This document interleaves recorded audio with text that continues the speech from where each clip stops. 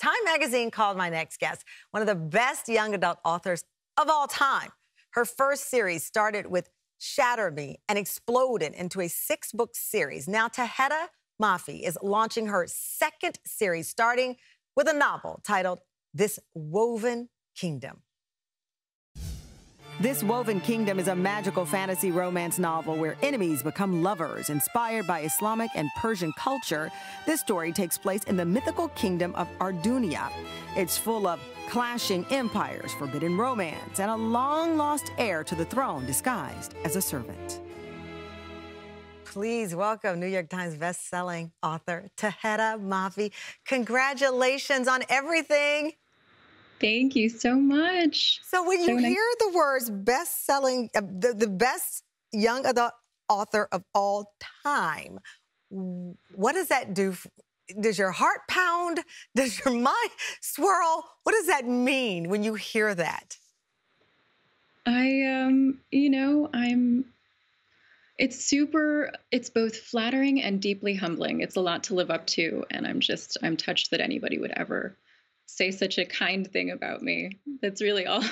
You know, I have to say, it's not just anybody, it's Time magazine. It's one thing for your friends and family to believe it. It's another for Time magazine to put this title on your book. This Woven Kingdom is, again, so beautifully told with great intrigue and has so much to do with identity. Who others believe we are, who we believe we are, and ultimately, what is our destiny? When you were creating this storyline, what was happening in your life, maybe, that inspired some of the texture of it?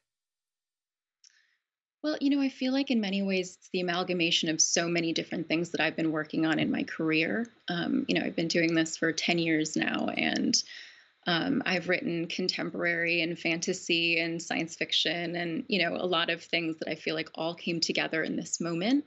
And it was also deeply reflective of me coming to a place in my life where I wanted to draw upon my own personal experiences, my own, traditions and stories and poetry that informed my life.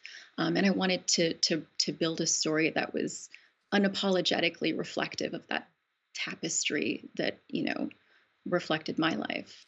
And I think that tapestry, to your point of your own personal life and your own background, as it was noted in one of the reviews, so beautifully woven into this story is what's so important. I mean, listen, my son's name is Moses on purpose. And when I'm reading the story, and again, who people believe you are and your destiny, it really struck me, even in these current times of labels and what people say and believe about someone. Oh, that's just a housekeeper, or that person is just a blue-collar worker. But inside, whether you have a kingdom, as in this case, waiting for you, or the kingdom is just your soul of being a good person, it sparks a conversation about how we treat other people when we think they have something versus when we think they don't. Right, right. I mean, so much of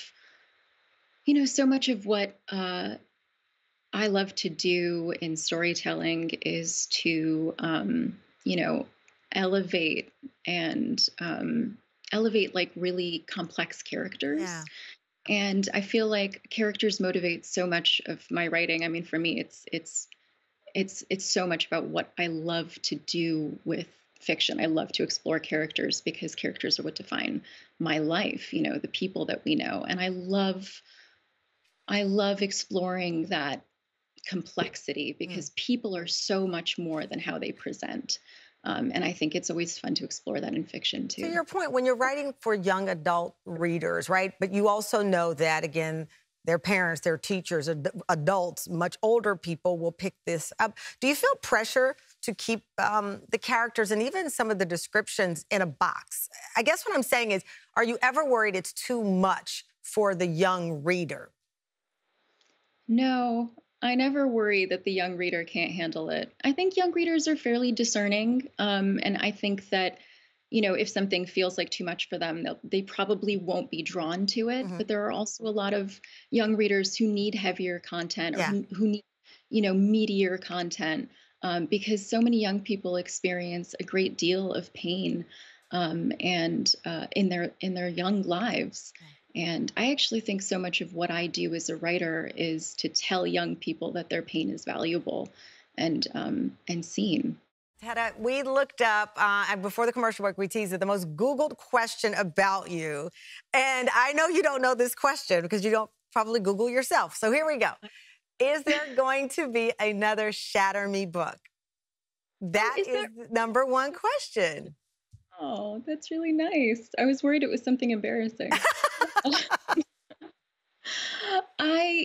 I will never say never. I've said no before and I've written more books. So I am afraid to commit to an answer at this juncture. But it's so nice to know that people still want to read those books. I'm touched.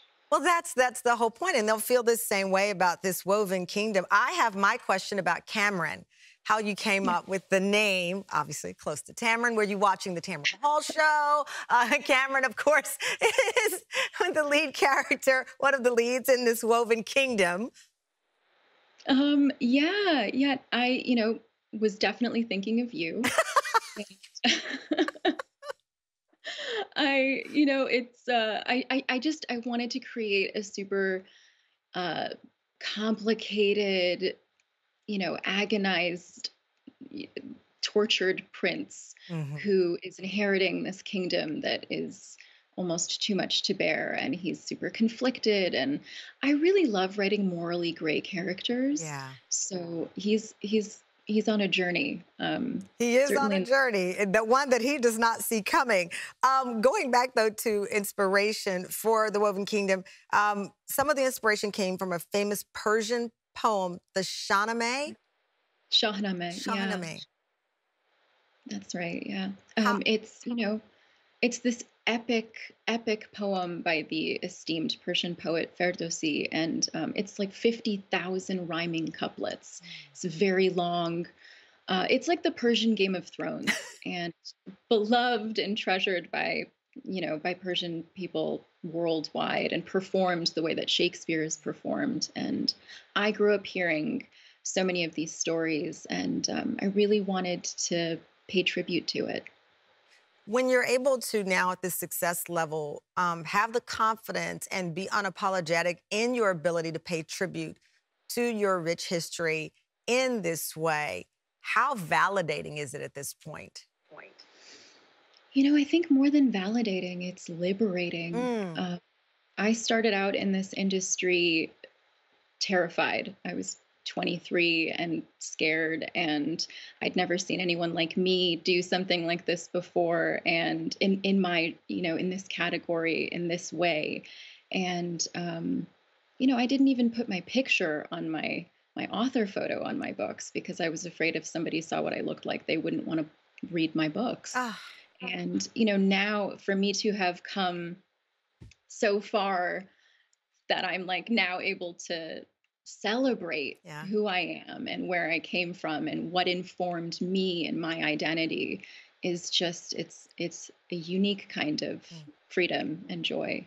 Listen, your writing takes my breath away, but hearing that where you are now and part of that journey was included the story of not putting your own photo up on what you created is it's stirring for the soul, and it speaks to what a phenomenal person you are and why young adult readers and all readers should be applauding your work and the journey to create it. Congratulations, Tada. It's just phenomenal. Oh, thank you so much. Of It's such course. a joy to speak with You you. got me misty-eyed with that story. Tada, Mommy, thank you. And you can check out this Woven Kingdom and her photo. It is out February 22nd.